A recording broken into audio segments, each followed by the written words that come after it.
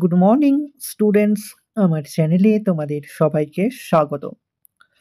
আজকে তোমাদের সাথে আলোচনা করব জেনারেল অ্যাওয়ারনেস অ্যান্ড জেনারেল নলেজের 109তম পর্ব নিয়ে। তো আগের পর্বগুলির মতোই আজকের পর্বটিও খুবই গুরুত্বপূর্ণ হতে চলেছে, বিশেষ করে যারা এসএসসি জিডি এক্সাম দিতে চলেছ 2025-এ। তো প্রতিদিন ঠিক সকাল 6টায় আমি তোমাদেরকে এই পর্বটি করিয়ে থাকি, তো অবশ্যই সকলে যুক্ত হয়ে যাবে এই সময়। সমস্ত আপকামিং পরীক্ষার জন্যই এই পর্বটি উপকৃত হবে, যেমন SSC MTS, SSC CGL, SSC CPO, SSC CHSL, এসএসসির সমস্ত পরীক্ষাগুলিতেই। তো চলো আজকের পর্বটি শুরু করা যাক। তোমাদের প্রথম প্রশ্ন হলো, কোন ভারতীয় গণ আন্দোলন মহাত্মা গান্ধীর বিখ্যাত ডান্ডি পদযাত্রা দিয়ে শুরু হয়েছিল? খুবই ইম্পর্টেন্ট একটি প্রশ্ন। কোন ভারতীয় গণ আন্দোলন মহাত্মা গান্ধীর বিখ্যাত ডান্ডি পদযাত্রা দিয়ে শুরু হয়েছিল? সঠিক উত্তর অপশন সি, আইন অমান্য আন্দোলন। বিকানের খাল কোন নদীর থেকে শুরু হয়েছে? বিকানির খাল কোন নদী থেকে শুরু হয়েছে? সঠিক উত্তর অপশন বি, শতদ্রু নদী থেকে শুরু হয়েছে। কনস্টিটিউশন অ্যাসেম্বলি ভারতীয় সংবিধান গ্রহণ করেছে কবে? কনস্টিটিউশন অ্যাসেম্বলি ভারতীয় সংবিধান গ্রহণ করেছে কবে? সঠিক উত্তর অপশন ডি, 26শে নভেম্বর 1949 সালে। নিম্নলিখিত পণ্যগুলির মধ্যে কোনটি বৃহৎ আমদানিকৃত এবং সামগ্রী হিসাবে বিজয়নগর সাম্রাজ্যের গণ্য হতো? নিম্নলিখিত পণ্যগুলির মধ্যে কোনটি সর্ববৃহৎ আমদানিকৃত সামগ্রী হিসাবে বিজয়নগর সাম্রাজ্যের গণ্য হতো? সঠিক উত্তর অপশন সি, অশ্ব।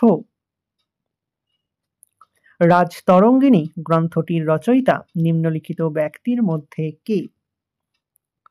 রাজতরঙ্গিনী গ্রন্থটির রচয়িতা নিম্নলিখিত ব্যক্তির মধ্যে কে?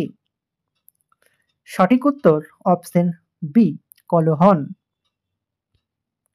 চট্টগ্রাম অস্ত্রাগার লুণ্ঠনের পিছনে নিম্নলিখিত বিপ্লবীদের মধ্যে কার মস্তিষ্ক সক্রিয় ছিল? খুবই ইম্পর্টেন্ট একটি প্রশ্ন, 5টি স্টার দিয়ে রেখো। চট্টগ্রাম অস্ত্রাগার লুণ্ঠনের পেছনে নিম্নলিখিত বিপ্লবীদের মধ্যে কার মস্তিষ্ক সক্রিয় ছিল? সঠিক উত্তর অপশন ডি, সূর্য সেনের মস্তিষ্ক। বর্তমানে ভারতের অর্থমন্ত্রী কে আছেন? বর্তমানে ভারতের অর্থমন্ত্রী কে আছেন? সঠিক উত্তর অপশন বি, নির্মলা সীতারামন। সূর্য থেকে আলো আমাদের কাছে পৌঁছাতে সময় লাগে কত মিনিট? সূর্য থেকে আলো আমাদের কাছে এসে পৌঁছাতে সময় লাগে কত মিনিট? সঠিক উত্তর অপশন এ, 8 মিনিট, অর্থাৎ 8 মিনিট 40 সেকেন্ড মোট সময় লাগে।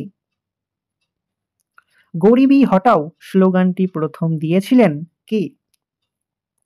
গরিবি হটাও স্লোগানটি প্রথম দিয়েছিলেন কে? সঠিক উত্তর option B, Indira Gandhi.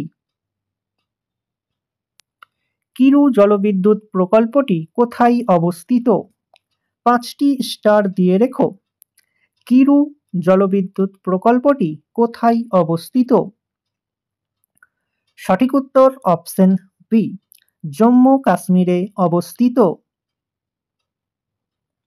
Forward ব্লকের প্রতিষ্ঠাতা কে ছিলেন? ফরওয়ার্ড ব্লকের প্রতিষ্ঠাতা কে ছিলেন? খুবই সহজ একটি প্রশ্ন। প্রশ্নটির সঠিক উত্তর তোমরা আমাকে কমেন্টের মাধ্যমে জানাও, দেখি তোমাদের মধ্যে কতজন সঠিক উত্তরটি করতে পারছো। তো চলে এসো নেক্সট কোশ্চেনে। সতীদাহ প্রথা নিষিদ্ধকরণের সময় কে গভর্নর জেনারেল ছিলেন?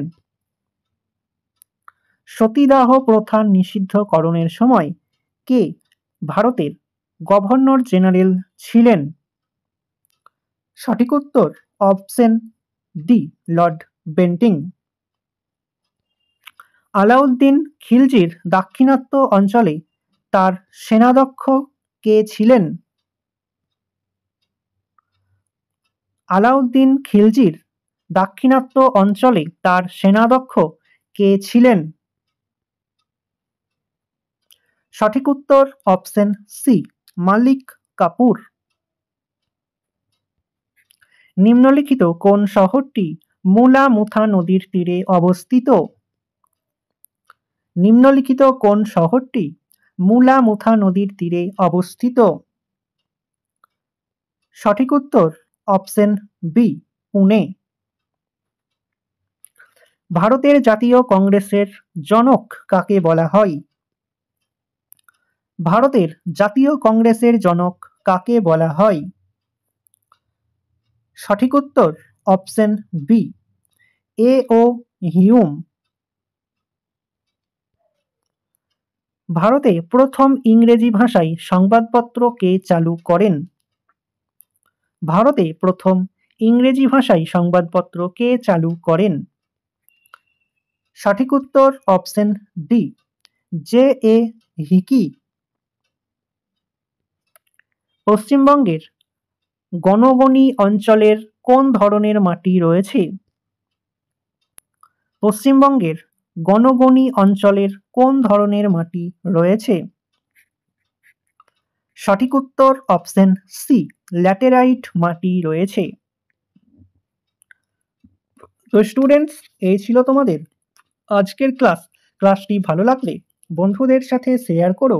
চ্যানেলে নতুন হয়ে থাকলে চ্যানেলটিকে সাবস্ক্রাইব করে পাশে থাকা বেল আইকন বাটনটি প্রেস করে রেখো ভিডিওর নোটিফিকেশন সবার প্রথমে পেতে। তো দেখা হচ্ছে নেক্সট ক্লাসে। আজ এই পর্যন্তই। সবাই ভালো থেকো, সুস্থ থেকো। জয় হিন্দ, জয় ভারত।